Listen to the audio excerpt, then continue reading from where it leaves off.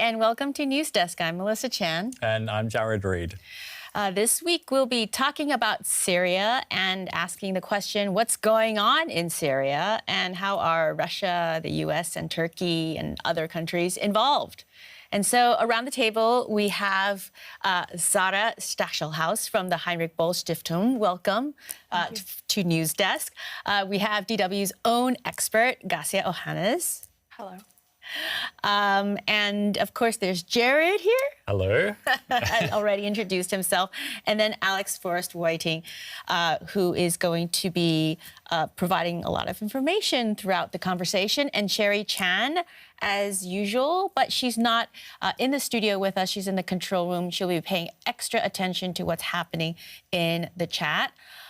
Joining us remotely later is going to be Ibrahim al-Asil of the Middle East Institute.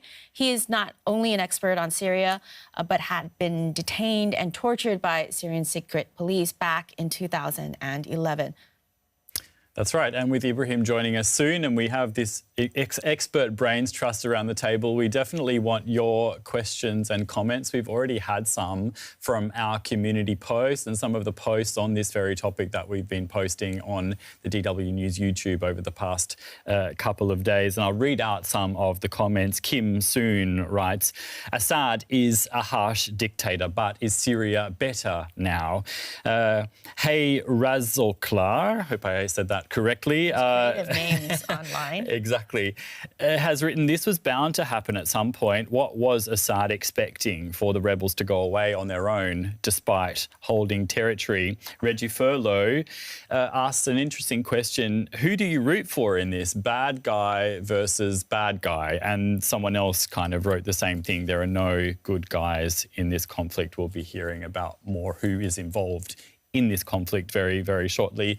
Please do get your questions and comments in, and particularly your questions are very interesting to us on a day like today with a topic like this. We'll do our best to put them to our guests here on News Desk.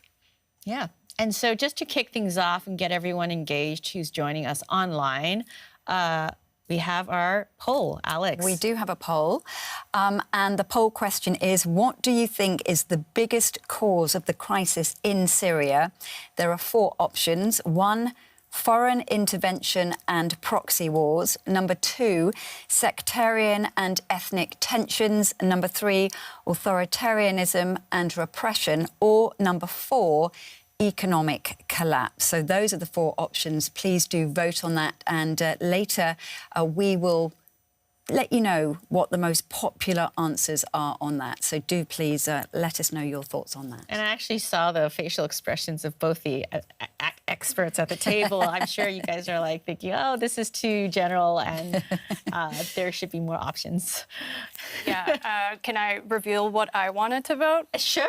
I wanted another option that said all of above, maybe. yeah, all of the above. And that's why we asked, the poll question is which one is most, right? Or yeah, what do you think is the biggest? Yes, but yes, definitely. So you think they all kind of have an equal weight in some respects? I wouldn't say equal weight, but it's hard to just remove one and say, okay, this is the problem, because they all coexist together, right? Like the foreign intervention happens because of all these sectarian tensions. It's because the economy is collapsing that there is like a segue into, like, if you have the currency and you come in and you say, okay, I'm backing you with money, it makes it easier. So all these things, I think, are connected. Right. But it's hard to say which one is the most. Okay. So I'm interested to see what our audience is going to say. Yeah, and we'll get into that. So also something a little different. We usually, we're told to be very careful about social media. There's so much disinformation and misinformation online. But Syria is a topic that has been buzzing on social media. And there's been quite a number of memes. Just to give you guys a sense of just how confusing all of this is. I know, Alex, you've been looking into this. Yeah, there are many, many memes on this whole issue doing the rounds, all pointing to the fact that there are so many different groups involved, so many different countries involved, as we've just been alluding to there.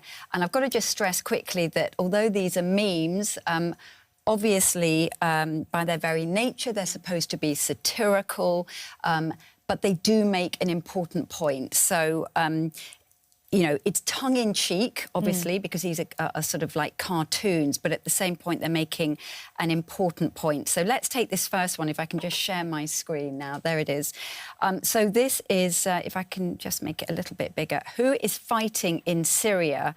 And we have various groups there. Some names you'll recognise: Assad, obviously the leader of Syria; Putin, so that's Russia. We've got Turkey up here on the top right, our ally fighting the Kurds. Next to Turkey are the Kurds, our ally fighting Turkey. So that just gives an indication of you know, it's complex and there are different forces at work against one another. Then we've got Dutch biker gangs. I'm thinking that's a little bit tongue-in-cheek. We've got a reference there to the guys we used to arm who are now bad versus the guys we currently arm who will soon be bad, and so it goes on. So that's just one example. I mean, that's kind of not even satirical, but it's sarcastic. Well, sarcastic, because it is yeah, exactly. Kind of true. It's been... And then we mustn't forget that also US troops who, and I like what's been written here, that's on the bottom right. I don't know if you can read that, if I can just zoom in a little bit on that. US troops who are definitely only advising and aren't wearing boots, and this will be wrapped up in a jiffy if history is any indication. So, and so it goes on. I don't know if anybody's got any thoughts on that. Sarah, yeah, you're looking, I saw your face. I mean, I think getting back to the poll from earlier, I would have probably voted authoritarianism first, because I think we might fall a bit short of the full picture if we start with like foreign conspiracies and foreign interests, although of course they do matter. But we should not forget that the Syrian people have gone through 13 years of war and many more years of a repressive life under the Assad regime. 90% of the 500,000 people killed in the war are killed by the Syrian regime and its allies. More than 100,000 Syrians have disappeared in Assad's torture prisons. So I think we need to keep that in mind if we look at why things are erupting as well. Yeah. And I think by the question who's backing who, or our former allies or not, I mean, starting with that, we're talking about Islamists, rebel groups, but the Syrian revolution started with democratic demands for freedom and reform. And the reason that these people are now outside of the country was always that they only got warm words by the international community, while the actually more extremist forces on the ground were the ones receiving the weapons and the financial support from abroad, from different sides, from the Gulf, from Turkey. And yeah, we now do have a very active Syrian democratic civil society abroad who's also following these events and who are not part of the map. Sarah, I just want to butt in and say, you know, when we talk about foreign interference, I think we also mean like Iran and Russia who are backing the government. Obviously, it's the government's line to say it's all because the West is conspiring against us that the country's in this situation. And I don't mean that. I mean foreign interference in general, which includes definitely Iran and Russia. Definitely, yeah, I agree. I mean, Russia and Iran are Assad's main allies and have been. And without them, it's very questionable whether Assad would still be sitting in Damascus. But since we a lot of times start from that angle of ideas, like in whose interest could it be, what's happening right now, I think it's always also good to start with the people on the ground, the fighters that are, who are the fighters of these Islamist rebel groups, who certainly also carry a very problematic agenda, but keeping in mind that these are not foreign jihadis who came to Syria, but these are actually local Syrians. Many of them have been displaced from Aleppo and the greater Aleppo area. Some of them are returning home to their families, and these are also some videos we've seen in the past days. Yeah. I'm going to come on to a map in just a second, but let me just quickly share this next meme where you were just talking about all the foreign influence coming in. So here we've got another one, and you can see all those countries involved that you've alluded to there. Of course, Turkey, we've got Israel, Iran, Russia, the these groups such as Hezbollah, of course, Iran-backed militia there. We've got Syrian opposition, and so it goes on. And one last meme, which just, you know, I don't know if this is funny or not, but this is obviously Putin supposed to be Putin's phone. It's not his phone. And it says Bashar al-Assad, 50 missed calls. Bashar al-Assad message, please answer, PLZ, please. And then Bashar al-Assad, I'm afraid. So this is alluding to the fact that he's calling his best friend Putin, saying, come and help me. I'm sure we'll be talking about all that in a moment. And I promised a map, because, of course, we need good maps. And this is from the Institute for the Study of War. I hope you can see that enough there. And just to say, that's a non-profit think tank. It provides research and analysis of modern-day warfare and armed conflicts and foreign affairs. So that's why we've chosen this map. All these different colours represent different groups and who is laying claim to which parts of Syria.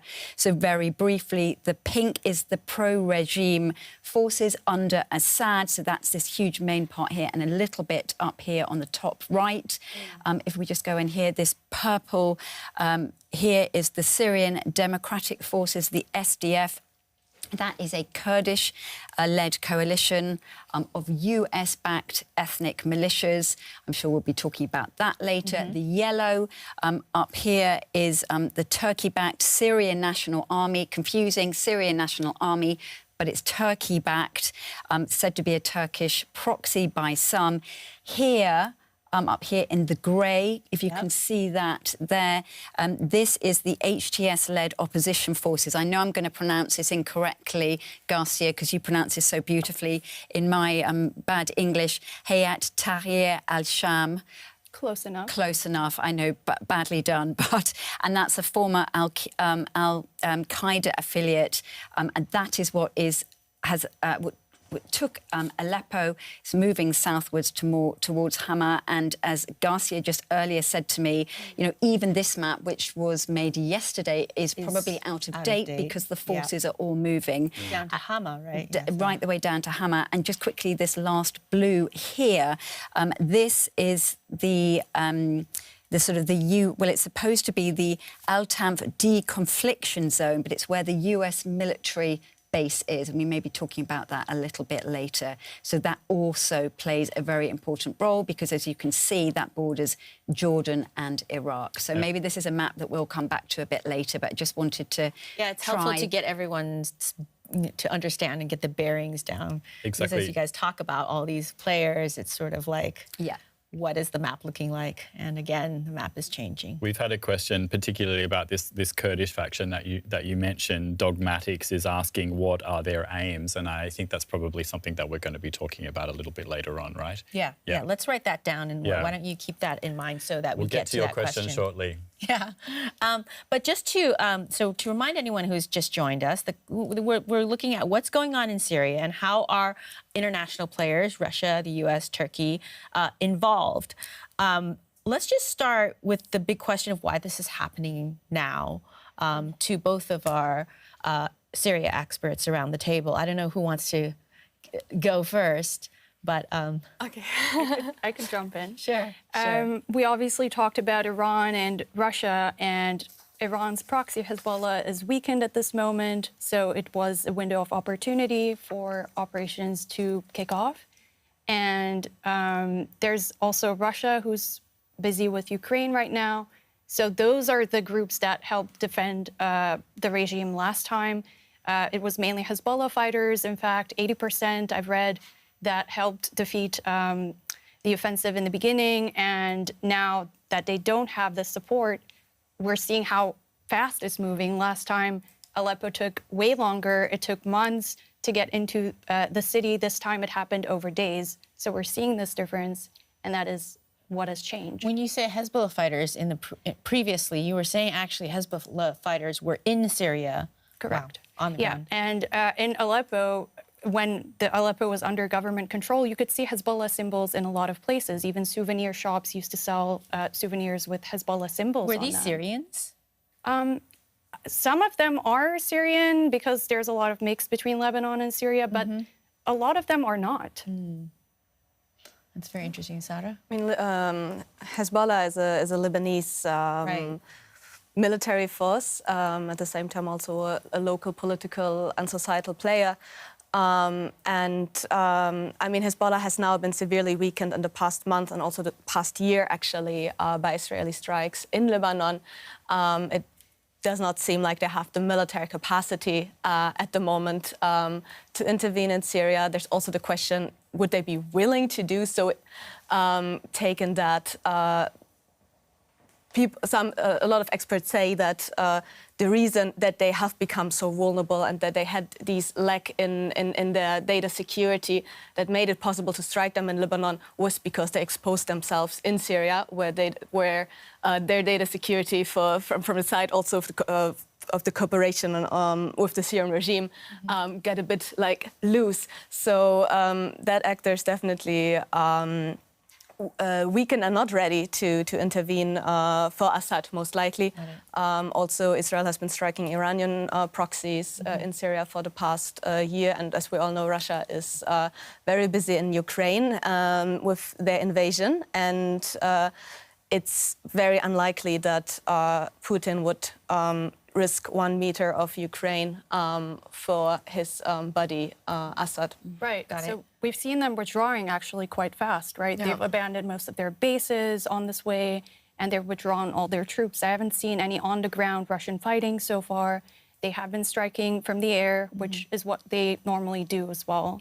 So there's been some of that. But I also want to bring up the Turkish angle because there's been some talks before this with the Syrian government that failed because Syria's regime said, I don't want to give up any land and I don't want Turkey to stay in Syria. So they completely failed. And this might be why we're seeing also a Turkish push now that talks have failed. So what you're saying is that Turkey has actually been talking to the Assad regime to try to get them to the negotiating table over the last year. Yeah. And they're a little bit fed up. There was an attempt, but it got nowhere because honestly, Assad has just unrealistic expectations, and I guess Turkey's just fed up. That's what happens when you're an autocrat, is that you're surrounded by people giving you the answers that you want to hear. So your information is actually imperfect, leading to decisions like that.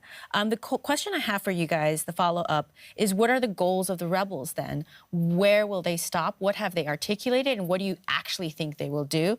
And while you answer, let's pull up some of that footage of the sort of the empty highways, abandoned, sort of the retreat of the Syrian army and what the rebels have managed to take over. I know we've got some footage of that, so there you go. But either Sara or Garcia, what are the goals of these people? It's difficult to assess what their actual long-term goals are once they are and keep in power over the territory that they claimed now. But judging them by what we know about them at the moment, what they have said, how they have behaved, is that they have in recent years turned to become a more pragmatic actor. They try to appeal this moderate picture to the world, to appeal for international acceptance. And now in Aleppo, we see that they're appealing for local legitimacy by reassuring the Christian and Kurdish minorities that they're safe under their rule. However, HTS as a player as the governing body of northwest Syria has been accused of human rights violations, including arbitrary detention and killings. So, of course, we'll need to watch closely how they will be behaving on the long run. Jared, do you have anything, by the way? Because just sure. Oh, sorry. I was just going to say, but on that, I did see some images when I was again looking at social media of, for example, some of these rebels allegedly pushing down Christmas trees in the centre of Aleppo. So although it's being claimed that they're going to be nice to Christian minorities, that nobody really is quite sure. Yeah. And it's not just Christian minorities that are at stake here. I've read troubling reports that 2 Yazidi men were also killed, for example, and Kurds are afraid because their opposition, the Kurdish resistance symbols have been taken down recently. So even though the opposition, the Syrian opposition have said, we're not going to go after regular civilian Kurds. We're just going to go after resistance fighters. There's a lot of resistance fighters among the Kurds. So, yeah. Maybe that's a good time to answer the question that Dogmatics posted earlier, the Kurdish faction in this conflict, what their aims are. It's hard to say because there's different Kurdish factions, what their aims are in general. They obviously want more Kurdish influence because they're a big number. In Aleppo alone, there was 500,000 Kurds, and under the regime, they were not allowed to learn their own language. There were a lot of restrictions on them that didn't apply to other minority groups. For example, Armenians could learn their own language in schools, but Kurds couldn't. So there's fears that they would want autonomy in the end.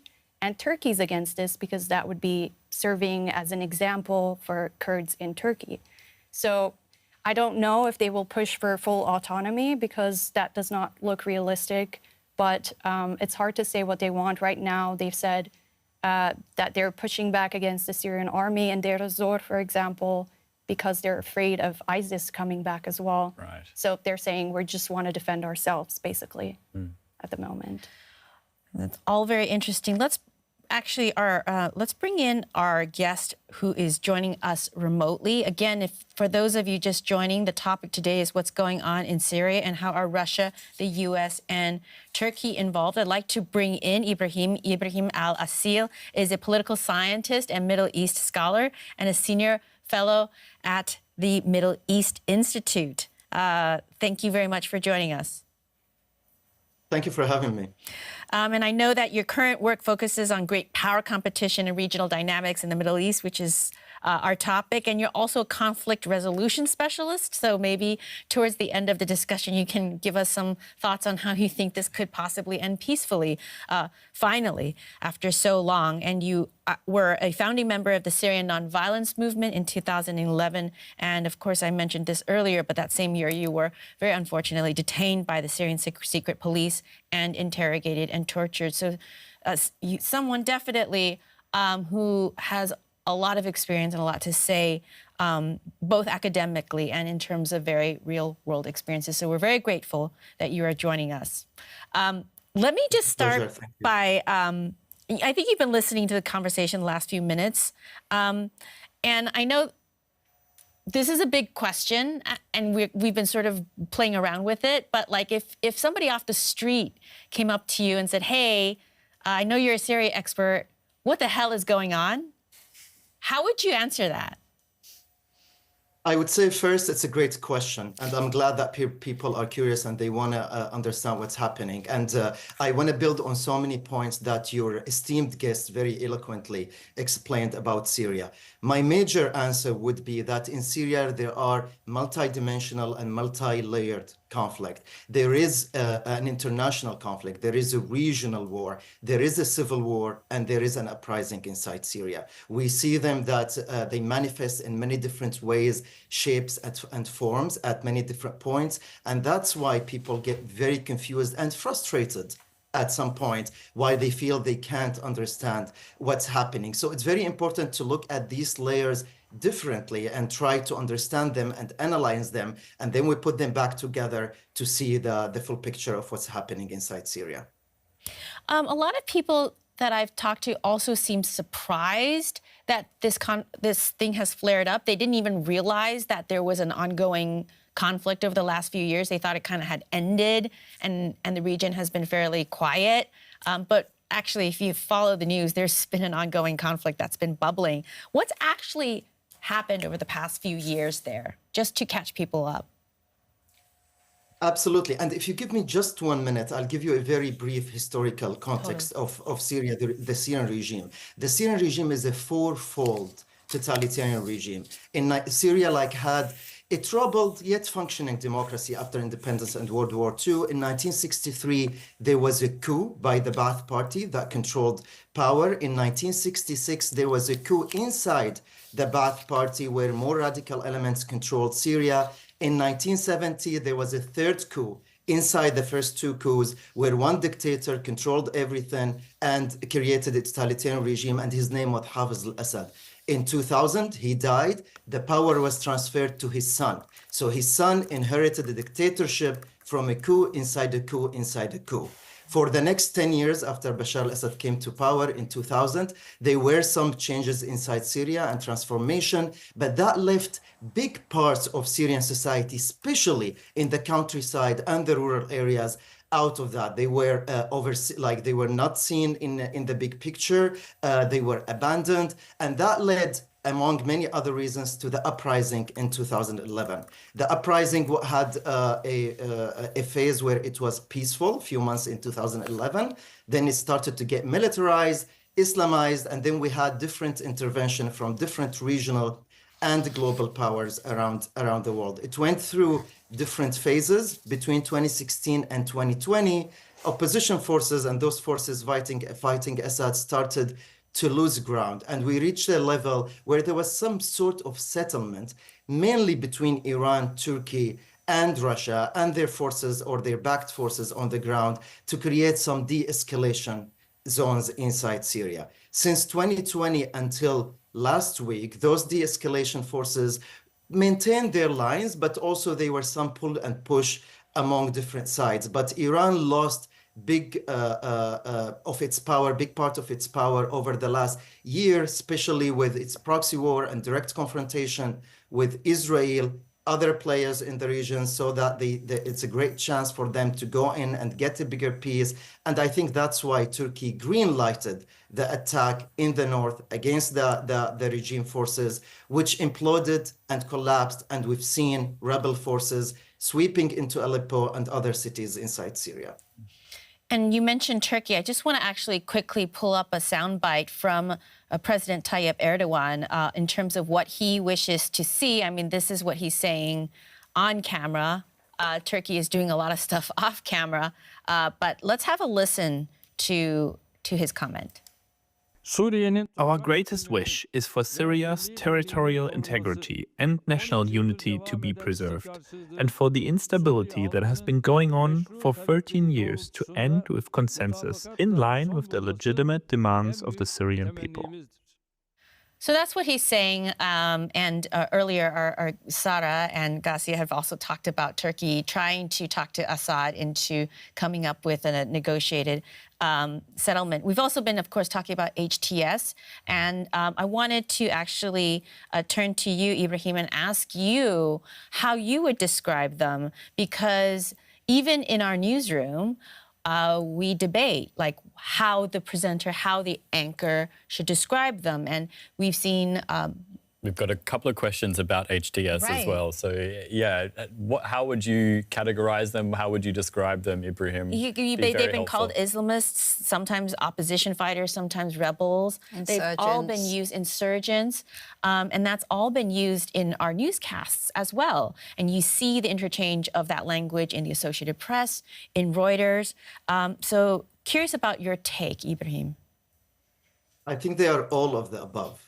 They check all the boxes of what you mentioned. So this group started, the label used to be Jabhat al-Nusra, which was al-Qaeda affiliated group. But then later on, the leader of the group, his name is al-Julani, or that's his nickname, he rebranded the group and he severed all ties to al-Qaeda. It remains radical, it remains militant, but it's not transnational jihadist groups. And it changed when you look at the rhetoric, and many observers and Syrians themselves are trying to understand what is Hayat Tahrir al-Sham today. So your debate is healthy and very, very important, because we don't know, when we look at how they are acting inside Aleppo, they haven't been interfering in people's daily life so far. And yet those dynamics might change. But so far, many Syrians, their anxiety has a little bit been reduced, while they are still very anxious watching what this player will do. When we look about the rhetoric, we see some mixing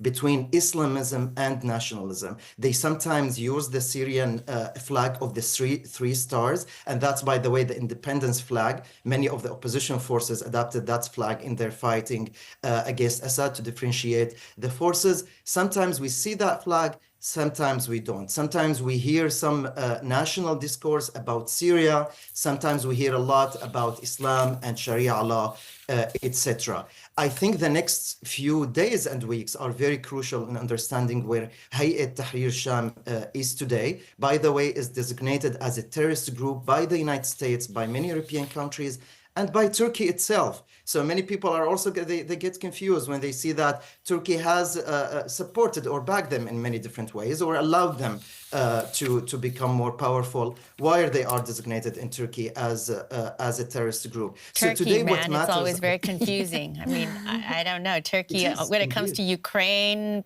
playing both sides, when it comes to almost everything, their foreign diplomacy and foreign policy has been quite something. Sorry, I interrupted you, but I just had to emphasize that. No, not at all. And I agree with you, Melissa. I think that's the name of the game in the region and unfortunately in many places around the world as well. But for Hayat Tahrir Sham, while I acknowledge all the confusion and all the questions we have, we need to keep an eye. We need to monitor them of what's happening, and we need to understand if they are manageable and willing to negotiate. And because so, they need, the discussion should be now, they need to hand over Aleppo to a civilian government. That's what matters at this point. And it sounds like from what I'm hearing that especially because they're not part of an international jihadist movement, that this might be potentially more nationalistic than religious. I'd love your thoughts on no, yes, no, Sarah. That's not what I've seen so far.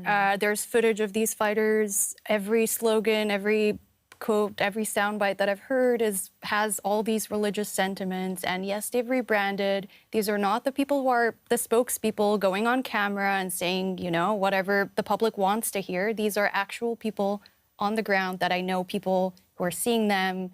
I have information about people who are roaming. Obviously, there's... Because you have family there, right? Yes, I do. I grew up there.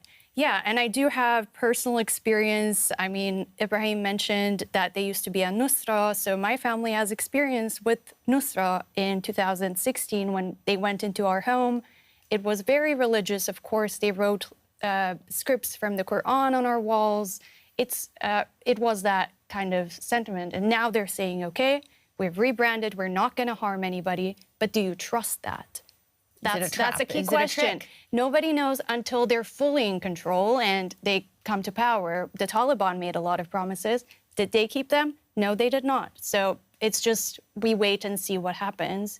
And it's not like the government is any better for people. So people don't know how to feel. There's a lot of confusion. People are hoping that they can trust these people, but the trust is still not there. And Garcia, why did they go into your family's home in particular and put Muslim slogans on the walls? So my home is in a Christian Armenian village called Kesab, and this happened in 2016 during their offensive in Latakia. I have information that they came in from Hatay, from Turkey at the time, and this is not verified, obviously. These are based on witness accounts, but it's hard to say. It's very close to Assad's loyalist base, so maybe they were headed there, and that was the official target, but they ended up in our village, and I'm just telling you what I saw, and I don't know what the intention was, but it didn't make people feel great about that. And they also destroyed statues in churches and religious symbols. Now they're being way more careful, and we're seeing that, we're noticing that. But it's hard to say if it's just now. It might just be a short-term, medium-term strategy so that the opposition is strong and not fracturing in terms of this fight. Sarah, any thoughts on that? And I know, Jared, you've got some questions. Yes, but let's hear from Sarah first, and then I'll bring some in. Yeah, I mean, I can only echo what, the other two already said. I think it's a lot of wait and see with the rebels. And I mean, we can tell that what they're framing at the moment is not a global jihad, but the overthrow of the regime. It's more of like a Syrian Islamist national movement, as Ibrahim explained earlier. But of course, these experiences with them or their former groups exist, and we just need to wait and see how it plays out. We have a question from our loyal viewer, Devos. Hi, Devos. It's nice to have you back. He is apologising for his ignorance on this subject. Don't apologise. That's why we're here, to explain things to you. He's asking, why is it that the government's so distrusted at this point? Maybe we can broaden that a little bit and not just talk about why the government's distrusted, but why all the different parties are distrusted, which is something you were just talking about, Garcia. Yeah, let's go to Ibrahim first, and then we'll go back to the studio. But Ibrahim, can you weigh in on that? Absolutely. First, I totally agree with everything your two guests said, especially Cassia, about, if I got the name correct, and apologize if not, for what's happening and what happened inside Syria. And I want to echo something that she said, that Syrians probably are hopeful because they want to be hopeful, because we don't have lots of options, but we're very, very, very worried, because everything she said is correct. And we're also afraid that if Hayat Tahrir Sham gets more power, that we might see another phase of what's happening now, and everything that they are talking about now might be just a temporary phase, which probably it's the likely scenario. For why the government is distrusted, I think I would start with the answer with what's happened just a few days ago. The collapse of the regime, like to see how the government is distrusted, that Syrians are not even blaming the government. Like there is, Bashar al-Assad is the commander of the Syrian forces, and he just lost the second largest city that at some point used to be the largest city in Syria. It's the economic and the cultural capital of Syria, Aleppo, and we haven't seen a speech yet. He hasn't addressed people to tell them what happened, who is accountable, and what's next, what's going to happen. Because in summary, Bashar al-Assad over the last 13 or 14 years survived, the regime survived, but the state institutions collapsed. He sacrificed the state in order for the regime to maintain its power by allowing different militias on the ground to come from Iraq and Afghanistan and other places backed by Iran to come and fight inside Syria. So at this point, we don't have national armed groups. Hayat Tahrir Sham is a jihadist slash Islamist. When we talk about the regime, it's backed by Russia, by Iran, and mainly looks at its own interests like a mafia network. And even if we look at the Kurdish part, where they are fighting to protect themselves and their land, and they suffered a lot, by the way, under the Ba'ath Arab regime. They also have PKK elements who are not Syrians, and sometimes they are also trying to manipulate the decision. That's why things are this fragmented, and that's why there is a distrust with the Syrian government, but also with every other armed player in Syria right now. Yeah, would love your thoughts on and responses and reactions to that in the question. I fully agree. I mean, who do you trust at the moment if you're in Syria and you're not willing to pick up arms yourself? It's hard to make that call. A lot of people have been asking me this from Syria, and I have nothing to tell them. It's just, oh, wait and see, right? Mm-hmm. And how much longer, though? Because people have been waiting for so many years, and it's hard to tell them to wait and see when we don't know how long they have to wait, right? Because they've already waited for so long. Yeah, it really captures that helplessness that you feel in. I mean, these areas that were under government control, they're in horrible condition. The hospitals are on the brink of collapse. They have no fuel. They've had shortages of things because everything has been rationed. They've had like 2 hours of electricity a day for a while. So now some things are improving in their tangible day-to-day lives, and they want to be hopeful, but we don't know what the future is gonna be like. And the worst case scenario is another kind of siege of Aleppo situation from the regime. So far, there's been airstrikes, but it hasn't been as intense as what we saw from 2012 to 2014. So, I think all actors in Syria have a poor human rights record. Assad has the worst of all, so we've seen, or I have at least witnessed some hope that this might mean the end of the regime that brutally cracked down on the protesters in 2011 and who has caused so much civilian suffering since. But at the same time, obviously, as we were just saying, an Islamist group is not the alternative, that these peaceful protesters back then wanted, and that what Syrians are hoping for the future of their country. The one thing I wanted to point out, since we were talking about also the strikes at the moment, Assad and Russia never stopped bombing northwest Syria in the past years. And now, of course, since Wednesday, these strikes have increased. 4 hospitals have been targeted, and it clearly shows a frozen conflict is still a conflict, and it needs to be resolved. It needs a political solution. It needs a return to the UN Resolution 2254 and a political transition. We have a question about the specifics right now of the conflict. Nickname 123321, hello to you. Are we seeing any signs of a counter-offensive from the Assad regime? It seems HTS is gaining ground with fairly minimal resistance.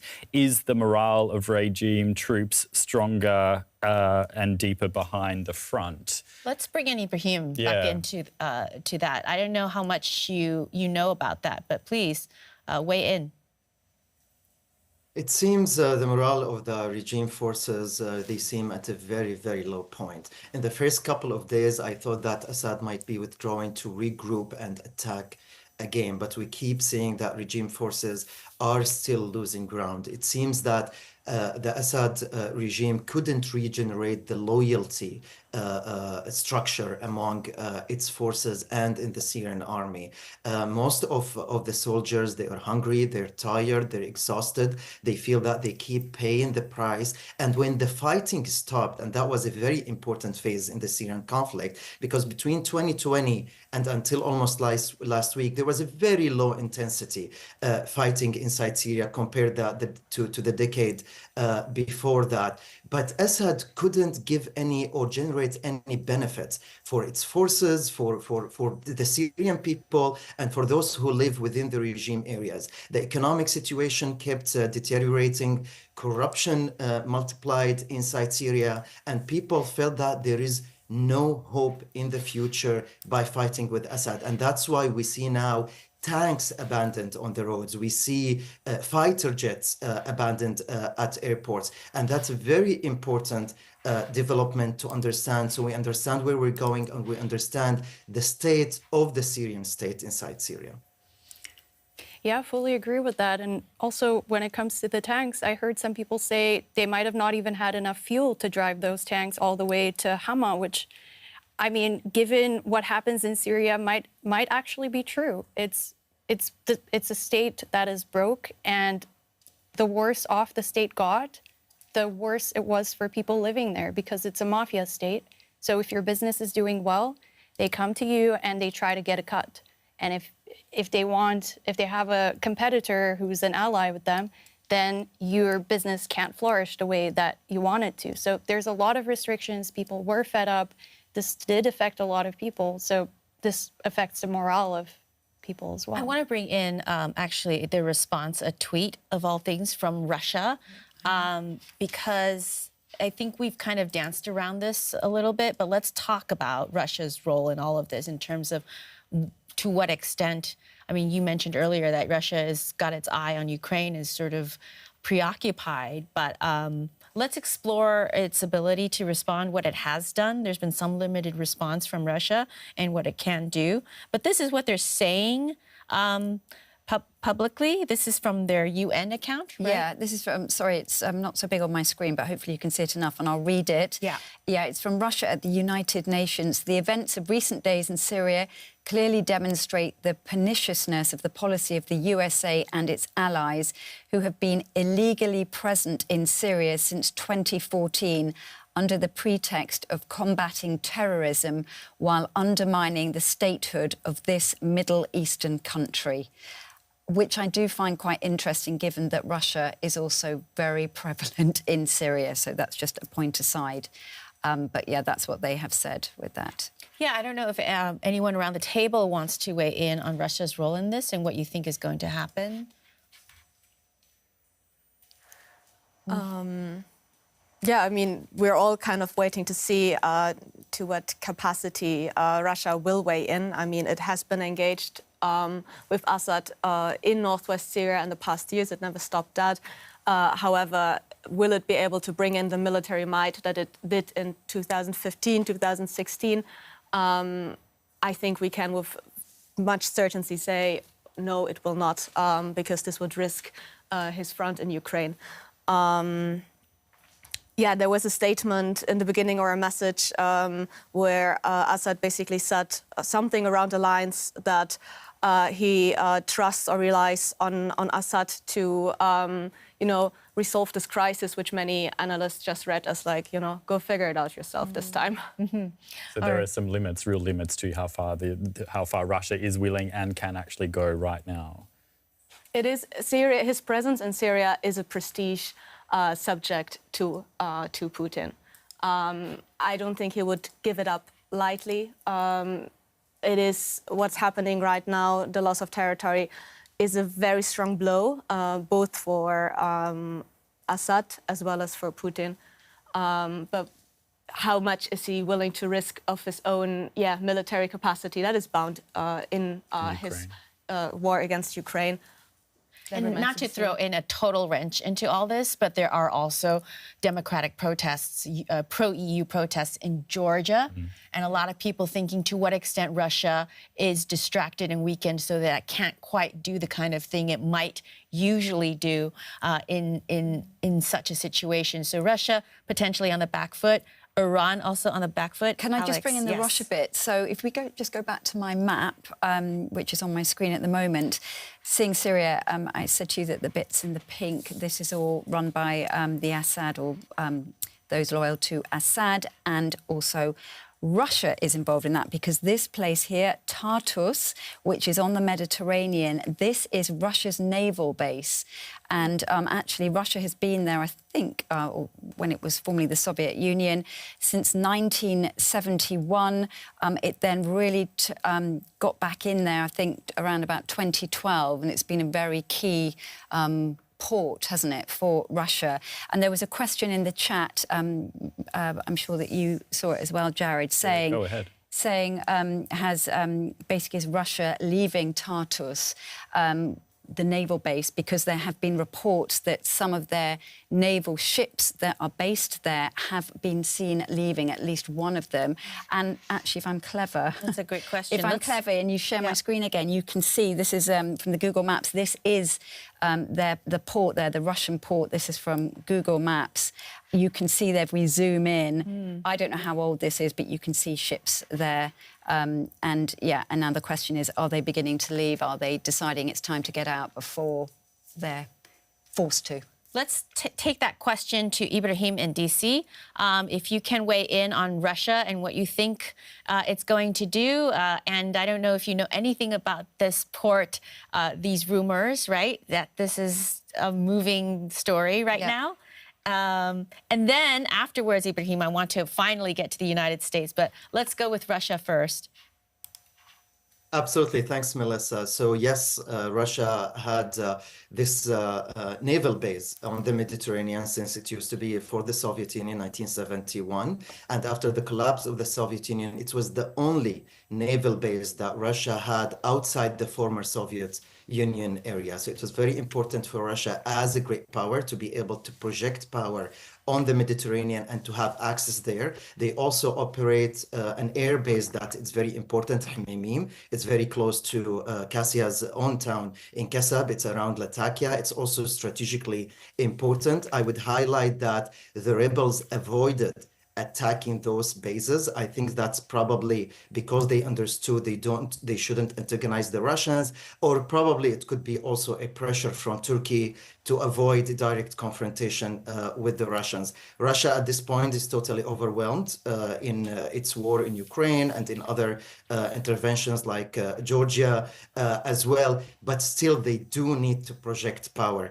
We've seen some frustration from the Russian side about the regime's behavior and that the Assad forces not being able to fight the opposition forces. And my final point here, I want to contrast the Russian role to the Iranian role. While they both intervened in Syria to prop up Assad. They had very different approaches. Russia wanted to strengthen the central state, to rebuild the army, and they failed, and that's why they are frustrated. While Iran wanted to build a parallel state, they wanted to build militia similar to the Iranian Revolutionary Guard, similar to the Houthis and Hezbollah and the militias in Iraq, where they don't depend on the state, they actually weaken the state to make sure they have proxy power on the ground, no matter what happens in the future. This contradiction and this contrast between the alliance group of the regime, I think, led one way or the other to the demise of the regime forces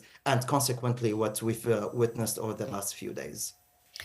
That's super interesting. And now, because you are in Washington, D.C., I think it's appropriate to ask you how the United States is involved in this. A lot of people, again, didn't realize that there are about 900 soldiers, U.S. soldiers, mostly in northeastern Syria. But can you tell us what you know? I mean, it seems like, actually, why don't we play the soundbite from the United States State Department spokesperson, but then get back to you about what's actually happening on the ground with the military? Nothing has changed with respect to our policy. Assad is a brutal dictator with blood on his hands, the blood of innocent civilians inside Syria, blood of his own people on his hands. Ultimately, what we want to see is a political process forward where the Syrian people get to determine who their leaders are. We also believe it would be helpful if Russia and Iran stopped their destabilizing influence inside Syria. So, Ibrahim, tell us, what are the Americans up to? All right, so the United States intervened in Syria directly late 2014 to fight ISIS. They had a policy against Assad, but it wasn't an active policy to actually topple Assad. So mainly the priority for the United States, especially 2014 onwards, was to fight ISIS, to support the Kurdish-dominated force on the ground called the Syrian Democratic Forces, and they are mainly in the northeast in that part or that quarter of the Syrian land. Over the last few years, the United States have been very inactive in its strategy towards Syria. Most of its policy was as reactions of what's happening on the ground, but it abandoned any attempt for conflict resolution.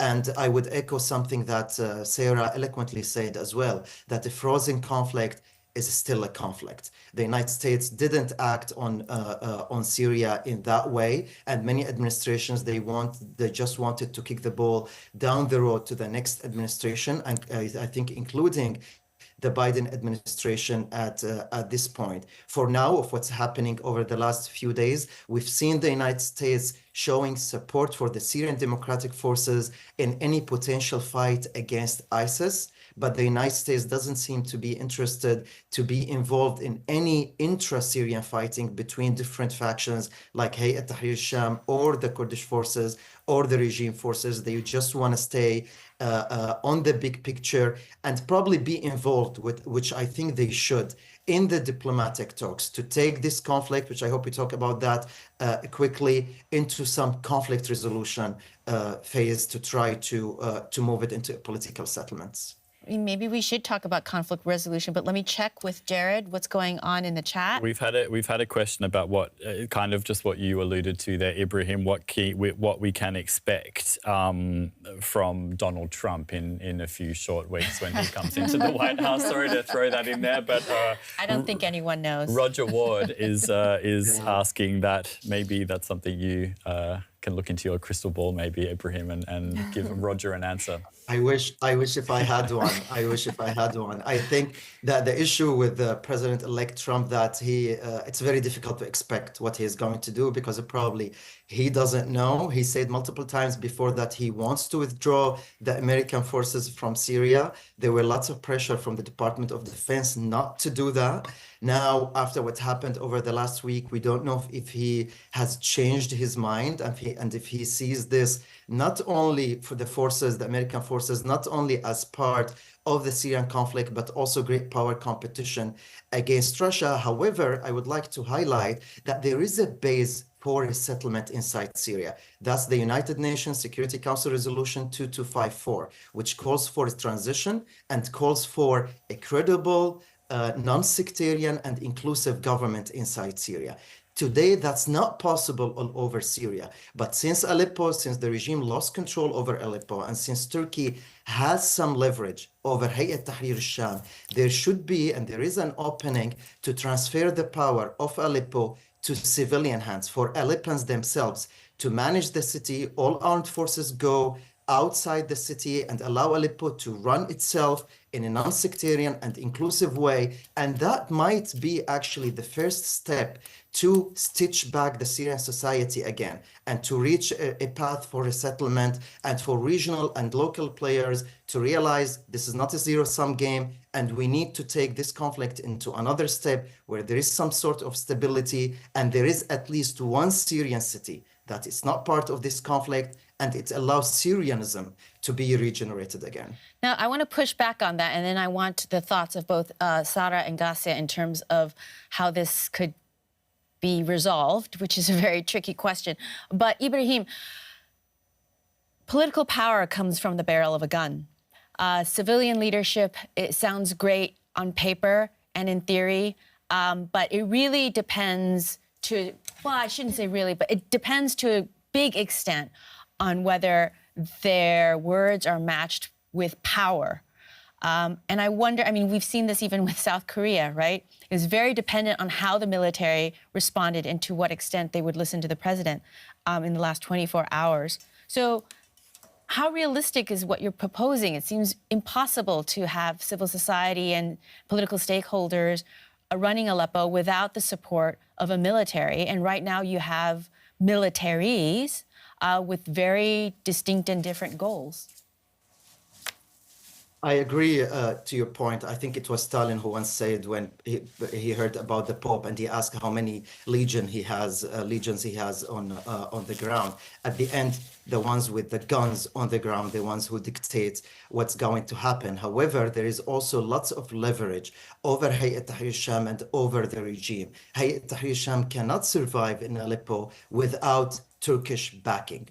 If Turkey, if Ankara is on board to try to push Hayat Tahrir al-Sham outside the city and find some sort of compromise where there are maybe police forces, security forces, but not forces going around and dictating how people should live or wear or eat or drink around Aleppo. That's very complicated and that is challenging, but it is doable, or at least it's worth a try. It's worth a try since now there is some stars aligned in a way that most actors in the region, they don't want an exacerbation in the conflict. They don't want another wave of refugees. If there is an infighting inside Aleppo, there will be another wave of refugee heading to Turkey. And Hayat Tahrir al-Sham also knows that it probably has a bit more than it could chew, and they stretch too thin. All of these dynamics, they create an opening. It's very tight, it's narrow, it's super challenging, but I think it's worth a try. You both have been taking notes, so Sara. I mean, about the question, what's next? I think it is time to return to the political process, as Ibrahim explained. It is time to listen to Syrian democratic civil society inside the country and abroad. And it is also time to reiterate that Syria is not safe. It has not been safe. I think some people in Europe have tried to overlook that for domestic interests. And I really hope that these discussions at least come to a stop right now, as we see that this conflict is still a conflict. Yeah, and speaking about the leverage that Ibrahim mentioned that Turkey has over HTS, I think in theory, this is a great thing for resolving the conflict, but you have to really be sure that Turkey wants that. And Turkey's been sending some mixed signals. You saw Erdogan in that soundbite say how he respects Syrian sovereignty and he wants Syrians to be ruled by Syrians, but then his ally in his coalition in the parliament said that Aleppo is, quote, Turkish and Muslim to the bone. He said this, and he said that this is historically, I mean, obviously he's referring to Ottoman rule, and then you have all these questions of, he also referred to the raising of the Turkish flag over the Aleppo citadel. Then you have all these questions. Will these areas actually be governed by Syrians, or is it going to be some kind of Turkish proxy as well? So if the intention is really to let Syrian society govern themselves, then great, they can do that. But I don't know if that is really the intention of Turkey. Jared, anything on your end for now, or I do have a question. Yeah, go ahead with your question. Yeah, one country that hasn't been mentioned too much, but and maybe because it's not relevant, but I think perhaps people might be curious about is Israel. I'll go to Ibrahim and then go to you guys. Like, sort of that's the pattern right now. But is Israel playing a role in any of this? Because it's weakened Iran in terms of it's fighting with Hamas and in the south and Hezbollah in the north of its country, and of course it sent some attacks on Iran. So I don't know to what extent Israel has ever really touched the Syria turmoil, but I would love your thoughts and clarification on that. The war between Israel and Hezbollah in particular was very consequential on what happened inside Syria, because Hezbollah was among the forces that in 2013 intervened in Syria to support Assad, and their intervention was very important to maintain the power of Assad and to crush many of his opponents. So with Hezbollah being degraded, with many Iranian militia sites inside Syria being targeted in Israeli airstrikes, with the Syrian-Lebanese borders, the crossing points being also damaged, that limited Hezbollah's ability and Iranian proxies of transferring weapons and fighters into and outside of Syria. All of that definitely changed the balance of power inside Syria. However, I would also like to highlight that trying to understand, because also I've seen some comments from different analysts about that, trying to explain the Syrian conflict through the lens of the Israeli-Palestinian conflict. I think that's misleading, because they are different conflicts. They have their different causes, different dynamics, different scenarios, and consequences in the future. They affect each other, as I explained. They are definitely linked, but they are not, as I've read in different places, that orchestrated by Israel, or that these forces are pro or against Palestine. There is also a good degree of separation between both conflicts. Got it. And Ibrahim, I believe I told you that we would stick with you till the top of the hour, but do you have a few extra minutes, or do you have to run off to a meeting? I do. Or anything? Okay, that's fantastic. Jared? Yeah, no, I just wanted to say we've had some questions about Israel, Ibrahim, so thank you very much for clearing that up, and I hope for the people who asked those questions that has gone some way to answering them. Yeah, any other comments or anything? I mean, we were talking, someone's asking about the democratic process, which we've been talking about, and which Garcia and Ibrahim were talking about. Can and should the West play a role in helping with this democratic process, given how this hasn't really worked in the past? How could this hurt or help the Syrian people? Does anyone have an answer to that, or an opinion? An opinion, for sure. It's difficult to involve the West, because the second you put a name of a country from the West, people are going to take a side, depending on their sect, depending on their beliefs.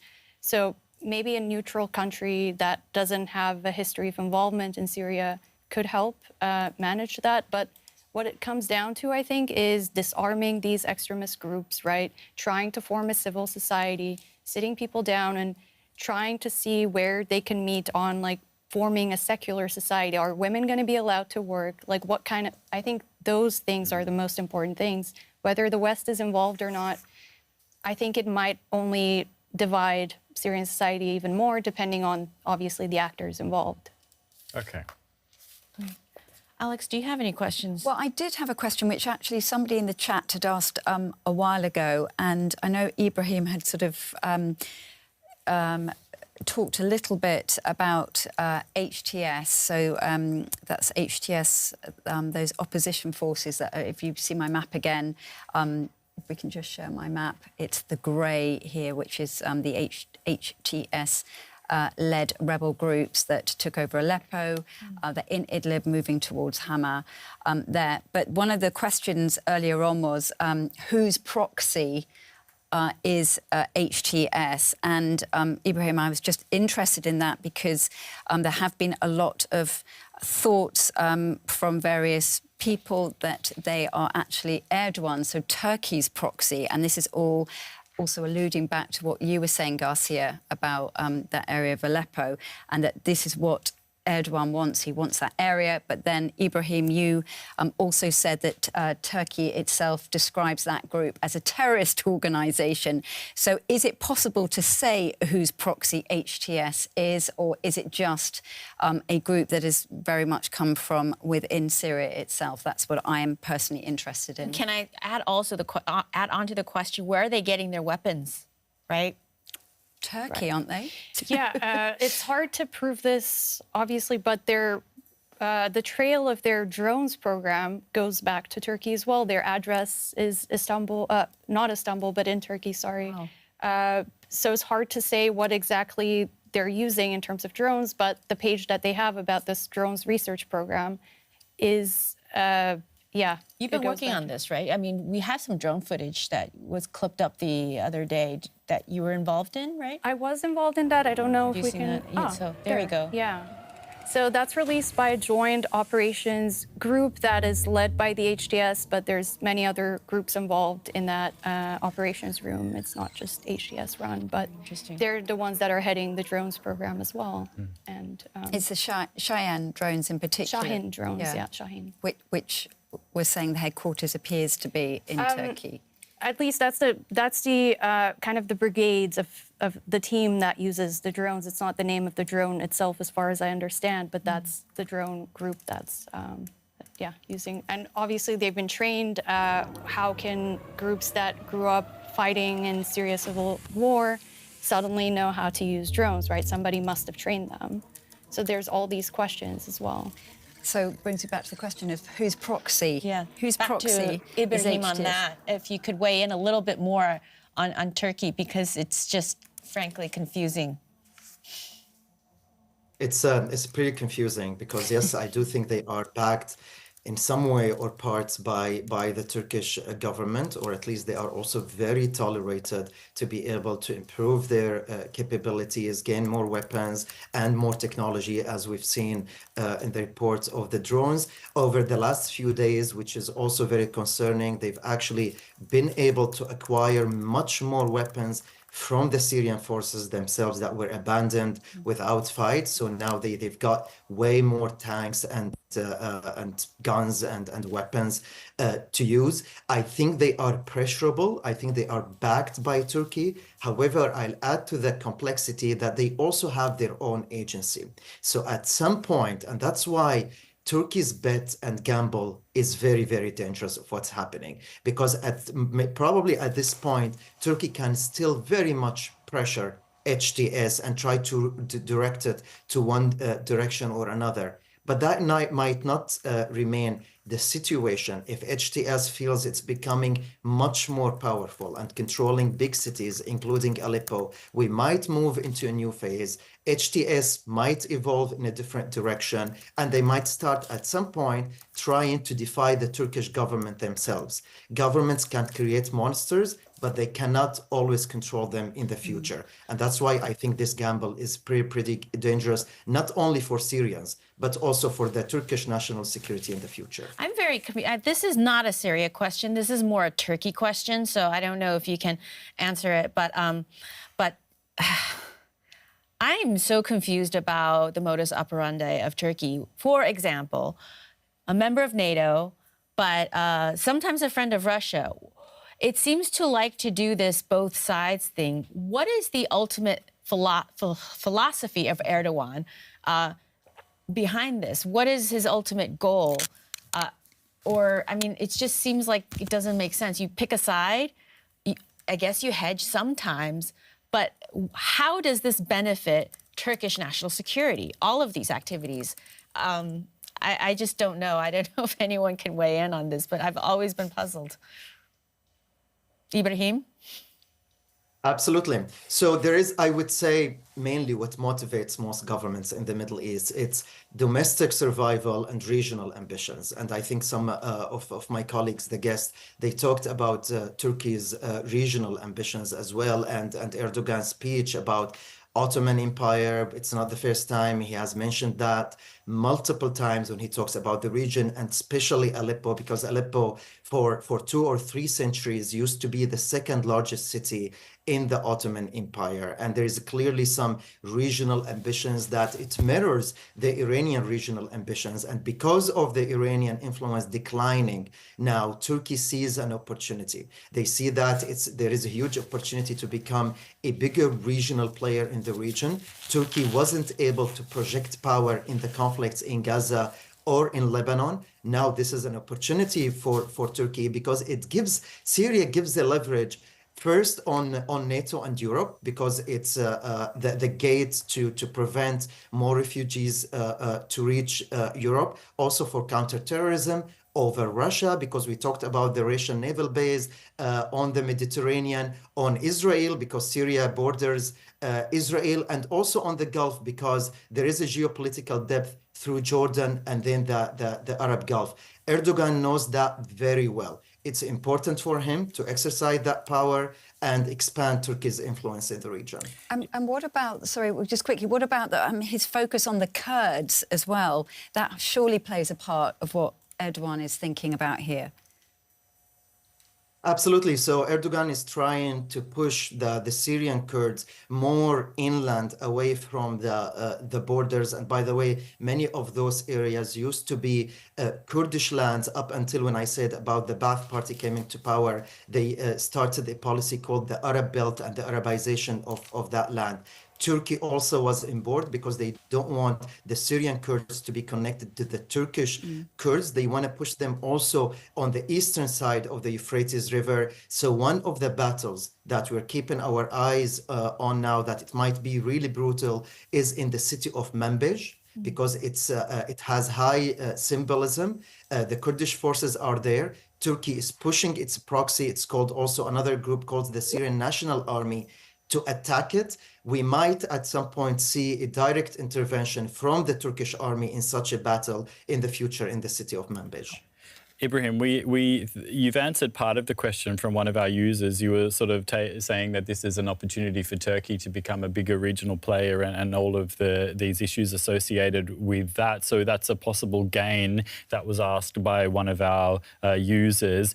They're asking about the potential risks and losses for Turkey in this situation.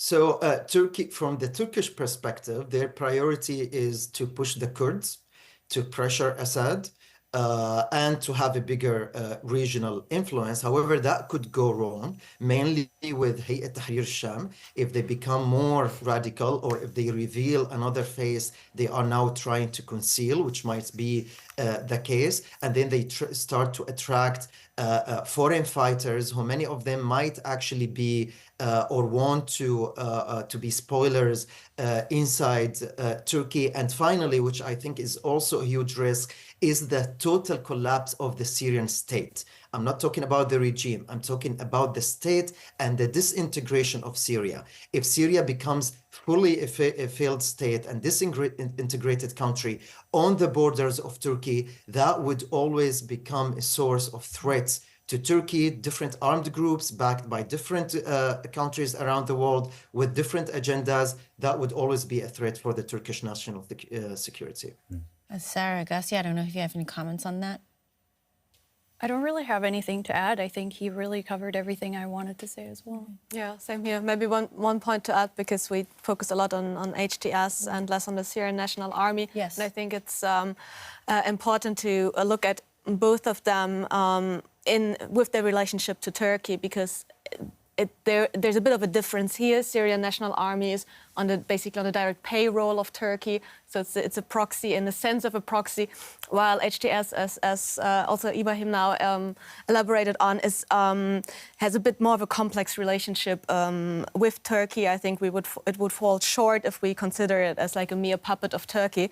There have been instances of disagreement between them before. There's actually reports, and I cannot verify, but that HTS had planned this attack earlier on. Turkey heard of it and kind of put a stop to it.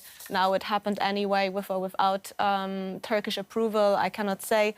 But yeah, like thinking that if whatever HTS does is basically okayed and pushed for by Turkey, I think that would cloud our view of events. Okay, great. We've been talking for over an hour now, so I think it's a good opportunity to actually check in on that poll question that we asked in the beginning and see the results and see if everyone, including Ibrahim, to respond to what the... Look, it's not scientific, right? This is not a scientific poll. These are just viewers. But it's obviously a self-selecting group. We've had quite a few votes, So what was the question? Yeah, so we had 683 votes. The question was, what do you think is the biggest cause of the crisis in Syria? 683 votes. We had 4 choices.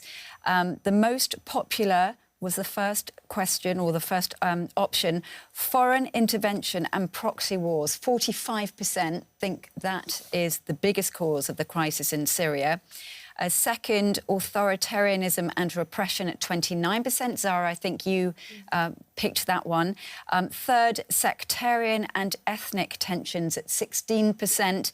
And the last one, economic collapse at 8%. So foreign intervention and proxy wars at 45% was the clear winner in that poll. Ibrahim, you weren't on during the poll announcement. I don't know if you have any thoughts on how you would have responded and what you think of the viewers' choice for the most impactful reason for why things are like the way they are in Syria.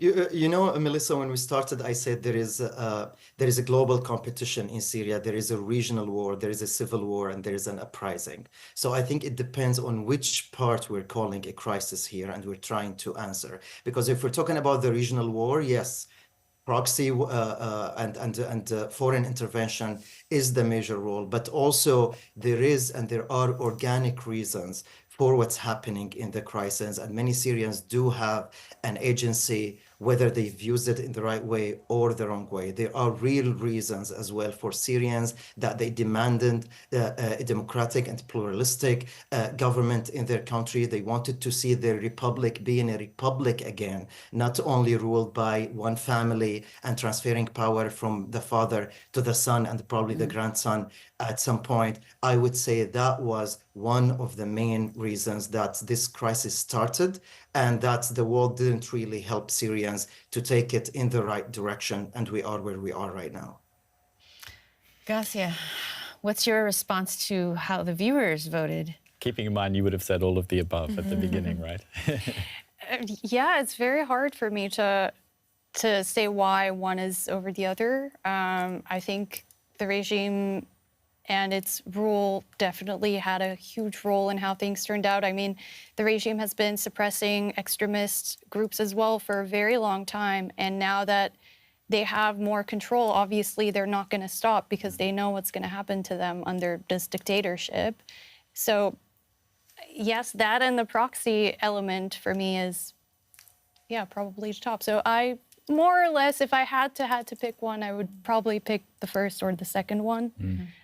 I'd probably have to flip a coin because it's that hard. Yeah.